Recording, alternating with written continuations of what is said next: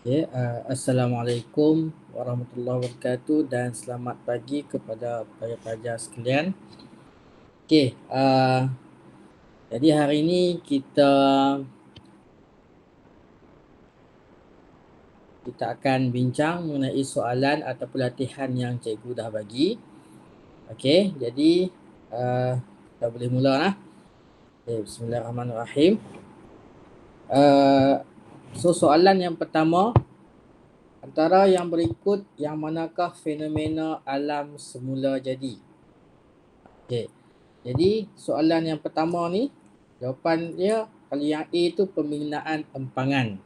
Okay, pembinaan empangan ni dia kita bina, manusia bina. Jadi bila ada kaitan dengan manusia, kerja buat manusia, maka dia bukan dikategorikan sebagai fenomena alam semula jadi. Maka A ni salah lah.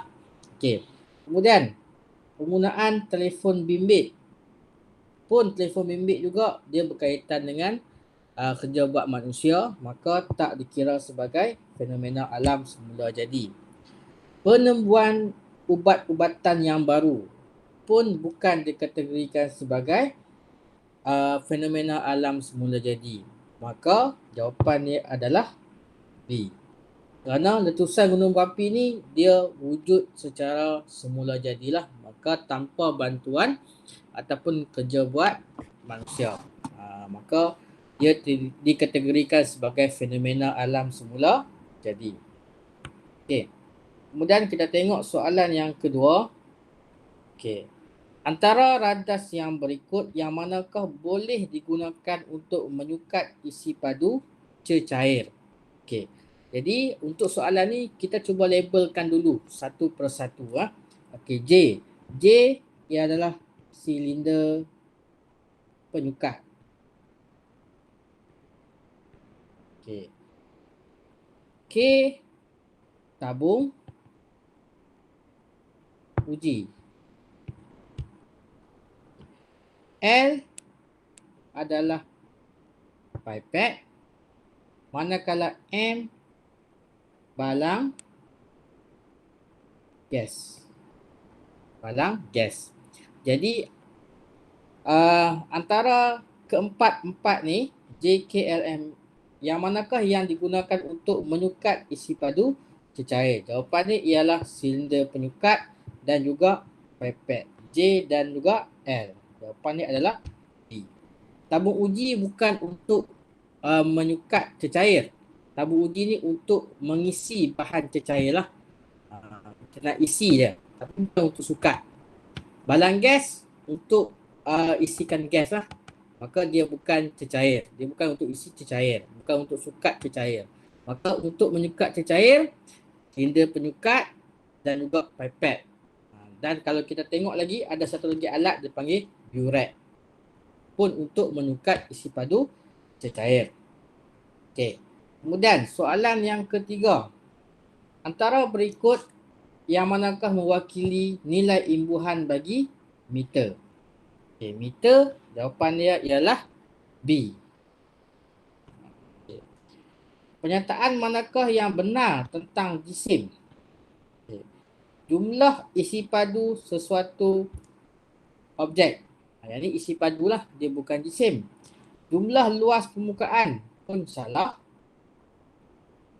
Daya graviti yang bertindak pun salah. Okay, so jawapan yang betul ialah jumlah jirim yang terkandung di dalam suatu objek itu adalah jisim. Berapa jumlah jirim yang ada dalam objek itu? Contohnya buku. Okey, buku kita bila kita timbang, jisim dia tu ialah berapa jirim yang ada dalam buku tu. Itu adalah jisim.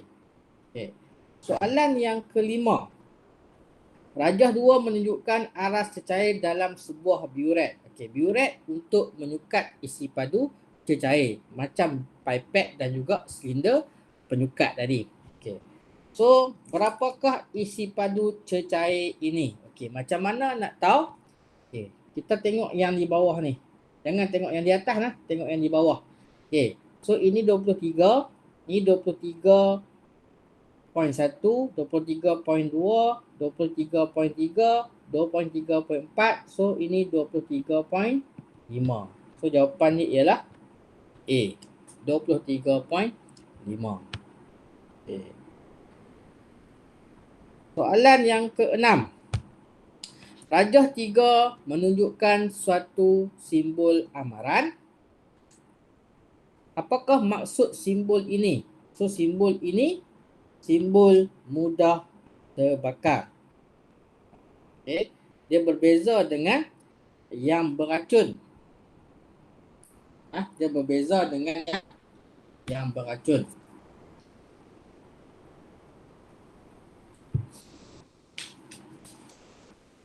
Okay. Kalau yang beracun dia adalah dia berbentuk toksik. Simbol dia toksik ataupun dia ada macam bentuk terkorak tu. Okay, merengsa ni yang simbol pangkah ni. Mudah meletup. Tahu kan? Okay, tengok dalam buku penota masing-masing. Okay. Soalan yang ke-7. Jadual 1 menunjukkan isi padu bagi beberapa biji guli yang disukat menggunakan kaedah sesaran air. Okey. Bilangan guli, kalau 2 biji guli, isi padu dia adalah 6. Kalau 4 biji guli, isi padu dia adalah 12. Berapakah isi padu bagi 5 biji guli? Okey, yang ni kita kena cari sebiji guli itu dulu. Berapa isi padu dia? Okay. So kalau 2 biji guli 6 cm 3, 6 cm padu. Kalau 1 sama dengan 6 bahagi dengan 2, jawapan dia 3. Maksud dia sebiji guli 3 cm padu. Okay. Soalan dia minta 5. So 5 kali dengan 3 cm padu, jawapan dia 15 cm padu. So jawapan dia adalah C. Nah, so kita cari sebiji guli dulu berapa dia punya isi padu dia. Maka kita darab dengan 5 lah sebab soalan minta 5 biji guli. Okay. Yang ni pula rajah 4 menunjukkan suatu bentuk tidak sekata. Okay. Kalau luas sekata, kita ulang ya. Kalau luas sekata, contoh luas segi 4 tepat, kita ada formula iaitu panjang darab dengan lebar. Okay. Kalau segi 3, kita ada formula luas dia sama dengan setengah darab tapak darab tengah darab tapak darab dengan tinggi. Okey. Tetapi kalau contoh bentuk dalam soalan ni, bentuk dia tak sekata. Jadi kita tak boleh guna rumus. Tak ada rumus. Maka cara dia nak tahu luas dia, kita letak di atas kertas graf, kemudian kita tekak dia, kemudian kita bilang kotak tu. Berapa kotak? Sini dia dah bagi dah 1 cm panjang, 1 cm lebar. Jadi luas untuk satu kotak ni adalah 1 cm 2. 1 cm persegi. Dia punya luas untuk sekotak. So kita kira lah berapa kotak. Maka kita darab lah dengan 1 cm ni lah. Cm persegi ni. Okey. Cara nak kira dia, pertama kita kira petak yang full, penuh. Maksud dia penuh lah. Sekotak tu dia penuh dengan objek tadi yang tak sekata tadi. Kemudian kita kira petak yang lebih daripada separuh. Okey, sebagai contoh, mula-mula kita kira petak yang penuh dulu. Okey. 1, 2, 3, 4, 5, 6. Okey, 6. 6 petak yang penuh. Okey, kemudian kita kira pula petak yang lebih daripada separuh. Okey. So 1, 2, 3, 4, 5, 6, 7, 8, 9.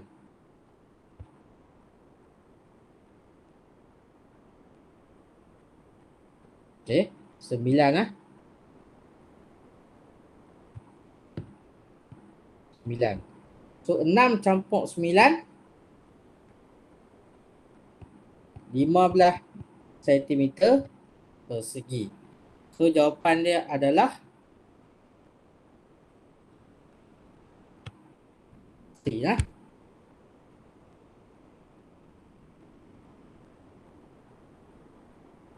Okey, sorry. Ada satu lagi cikgu tertinggal.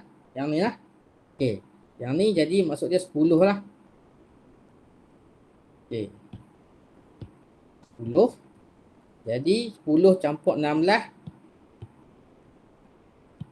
Okey, 10 campur 6 dapat 16 cm persegi. So jawapan dia adalah D. So first kali dapat soalan ni, kira dulu petak yang penuh, kemudian kita campur petak yang separuh dan ataupun lebih daripada separuh. Yang kurang daripada separuh, itu abaikan, tak dikira. Okey. Itu cara dia lah. Okey, kemudian soalan yang ke-9. Okay, rajah 5 menunjukkan beberapa langkah untuk menyukat isi padu gabus. Antara yang berikut yang manakah susunan langkah yang betul bagi menyukat isi padu gabus tersebut? Okay. Dia bermula dengan yang kosong dulu lah. Y dulu. Y dulu yang pertama. Kemudian kita isi dengan batu. Kemudian baru kita isi dengan gabus. So Y, X dan juga Z. Jawapannya adalah D lah. Okay. Kenapa gabus ni kita nak ukur isi padu dia, kita kena masukkan dengan batu. Okay. Kalau kita masukkan gabus saja dalam air, maka air tu dia tak naik. Maka kita tak boleh tahu isi padu dia. Maka kita masukkan batu beserta dengan gabus, baru air naik. Jadi berapa air tu naik, itulah isi padu dia. Kenapa kena masukkan batu dulu yang kosong ni? Supaya kita tahu isi padu batu berapa. Contoh di sini ya. Okey. Sekarang ni air kosong dia 45 kita bagi ya. 45 di situ. Okey, bila kita masukkan batu, dia naik jadi 55. So berapa isi padu batu? Okey, isi padu batu adalah 55 tolak dengan 45. Jadi isi padu batu adalah 10 ml. 10 ml. Okey. Sekarang ni bila kita masukkan gabus, dia naik jadi lebih kurang 70. Jadi berapa isi padu gabus? Isi padu gabus, okey. Isi padu gabus 70 tadi, kita tolak dengan yang batu tadi 55. Jadi jawapan dia 25 ml. Itu cara dia lah. Okay. Okay, soalan yang ke-10. Antara yang berikut yang manakah menunjukkan bacaan persis dan jitu? Apa maksud persis? Okey, kita ulang balik. Persis ni maksud dia bacaan yang konsisten. Konsisten. Kita ulanglah banyak mana pun, kita dapat bacaan yang hampir sama. Dia tak lari jauh. Okey. Jitu ni tepat. Bacaan yang tepat. Jadi soalan nak bacaan yang persis, ulang kali dapat benda yang sama, dan yang jitu. Okay. Jadi kalau yang ni, A ni tadi, dia hampir tepat, tapi dia tak konsisten. Satu sini, yang kedua sini, yang ketiga sini, yang keempat dapat bacaan ni. Tak persis. Okay. B pula, dia persis, tapi dia tak jitu. tak tepat. Dia persis, konsisten. Tapi dia tak jitu, dia tak tepat. Manakala C dah lah tak persis. Kan? Satu sini, satu sini, satu sini, satu sini. Tak persis. Dan jitu pun tak. So C ni tak persis dan juga tidak jitu. Kita tengok yang D. Okay, D kita nampak semuanya duduk dalam ni. So ini persis dan juga jitu. So jawapannya adalah D. Okay. Soalan yang ke-11. Antara berikut yang manakah dipadankan dengan betul? Okay. Suhu, kuantiti dia, kita banyak kuantiti, dia ada simbol standard SI. Kemudian alat pengukuran, nak ukur dia guna apa? Okay. Kemudian dia kata A ni suhu air mendidih, simbol dia adalah K. K ni for Kelvin. Okay. Termometer alat dia. So, betul ke salah? Jawapan dia betul lah. Okay. Jisim kepingan plumbum. Okay. Jisim unit dia adalah kilogram. Nah, Newton ialah berat. So salah lah sebab dia nak jisim. Jisim unit dia SI dia kilogram. Okay. Dan neraca ada dua. Satu dipanggil neraca tuas. Satu lagi neraca 3 palang. Neraca spring untuk ukur berat. So dua kuantiti yang berbeza. Berat dan juga jisim. Soalan yang kita belajar ialah jisim. So, jisim kilogram, neraca tuas ataupun neraca 3 palang. So B ni salah. Salah di situlah.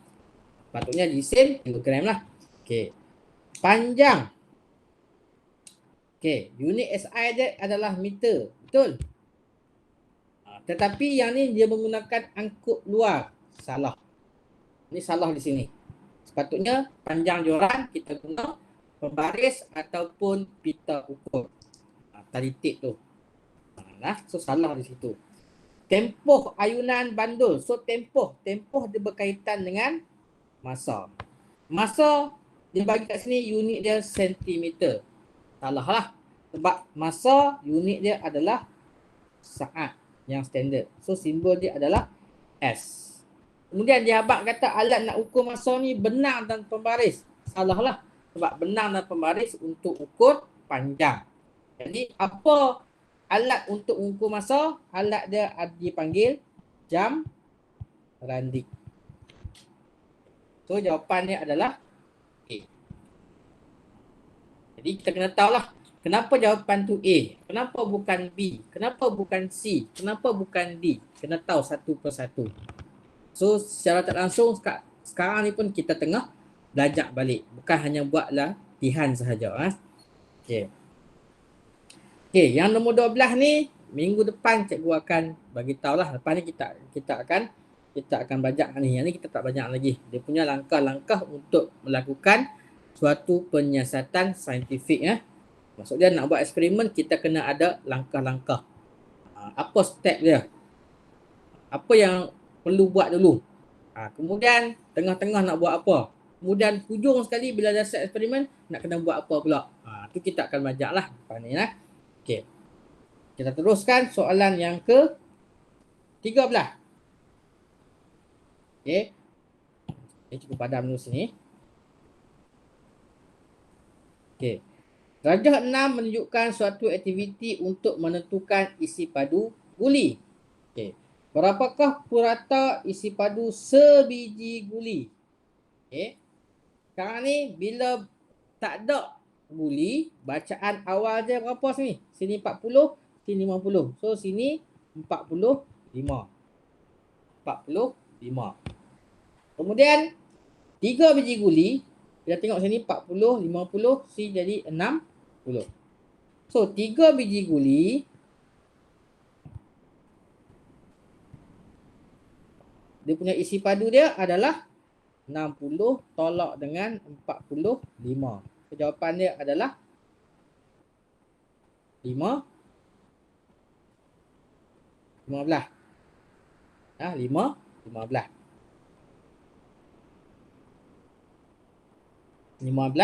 mililiter. Okay. Sekarang ni soalan minta untuk sebiji guli. Okey, jadi macam mana nak buat? Kita bahagilah dengan 3. So 15 mililiter bahagi dengan 3. Jadi sebiji guli bersamaan dengan 5 mililiter. So, jawapan dia adalah B lah. Okay, B. Okay, soalan yang ke-14. Okay. Rajah 7 menunjukkan sebuah bongkah plumbum berjisim 2400 gram. Okay. Soalannya, berapakah ketumpatan dalam gram per sentimeter padu bagi bongkah plumbum ini? Okey. Sekarang ni cikgu dah ajak dah apa itu ketumpatan dan formula ketumpatan. Okey.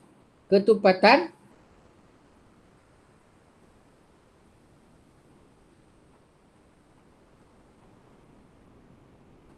sama dengan jisim bahagi dengan isi padu. Okey, ketumpatan jisim bahagi isi padu. Okey, sekarang ni jisim dia dah bagi. Okey, jisim dia dah bagi 2400 gram. So kita masukkan nilai sahaja. Okey. Ni jisim ah. Sekarang ni kita kena cari isi padu. Berapa isi padu dia? Okey, sekarang ni bongkah plumbum tu dia adalah kubuat.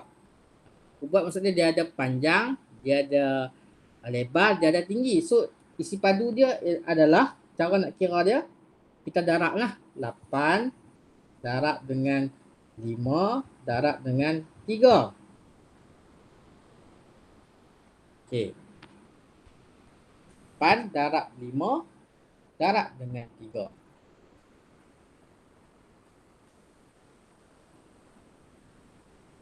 Okay. 8 darab 5 sama dengan 40.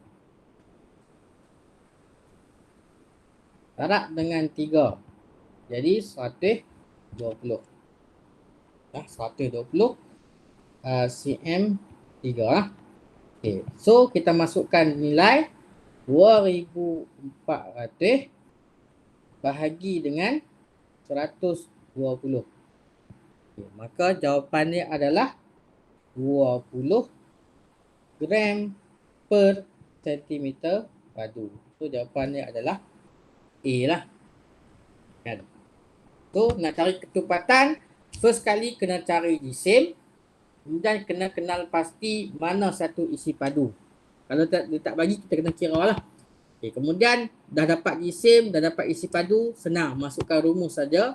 Jisim bahagi isi padu, maka dapatlah jawapannya ketumpatan. Okay. Kemudian soalan yang terakhir. Antara yang berikut, yang manakah menyebabkan ralat sistematik? Okay, kita buat ulang kaji balik. So ralat ni ada dua. Nah, ralat dia ada dua. Satu nama dia ralat sistematik. Okay, sistematik. Satu lagi nama dia ralat rawak. Okay. Ralat sistematik maksud dia alat tu yang salah. Salah alat. Salah alat. Ralat rawak, kita yang salah. Tu bahasa mudah lah. Maksudnya pembacaan kita salah. Mata kita yang salah. Kedudukan mata kita salah. Okey, itu ralat rawak. Kita salah ni dipanggil kedudukan mata, dipanggil ralat paralaks. Maksudnya mata kita yang salah. Okay. Ralat sistematik, salah alat tu. Contohnya alat tu dia tak duk betul zero. Nah, maksud dia apa dia punya jarum tu tak duk betul kosong apabila kita nak mulakan penimbangan ataupun pengukuran. Kan penimbang tu jarum tu awal-awal tu tak duk betul kosong. So salah lah. Sepatutnya kalau alat tu betul dia mesti duk betul kosong. Okey. So nama ralat tu ialah ralat sifar. Ralat sifar. Faham kan tuan? Maka kita kembali kepada soalan, yang mana satukah yang menyebabkan ralat sistematik, iaitu alat tu yang salah. Okay. Yang pertama ralat sifar. Inilah yang tadi kan. Okay, so ralat sifar. Okay lah. Ralat parlak dia masuk kepada ralat rawak ni tadi. So dua ni salah lah. Okay. Salah teknik. Salah teknik kita tu yang salah. Jadi dia bukan ralat sistematik, dia ralat rawak. So 3 pun salah. Alat pengukuran yang tidak jitu, jitu ni tepat. Jadi alat tu yang salah. So dia panggil ralat sistematik. So betul lah. So jawapannya 1 dan juga 4. Okay. Jadi kita bajak satu persatu kenapa yang tu betul, kenapa yang ni salah. Jadi diharapkan para pelajar buat ulang kaji sendiri, kan, baca balik buku, sebab kita pun dah start nak mula sekolah balik. So cikgu harap nota-nota yang cikgu bagi, latihan yang cikgu bagi ni tolong buat, dan kita akan semak pada kelas yang akan datang ataupun bila sekolah buka nanti. So setakat ini dulu. Assalamualaikum warahmatullahi wabarakatuh.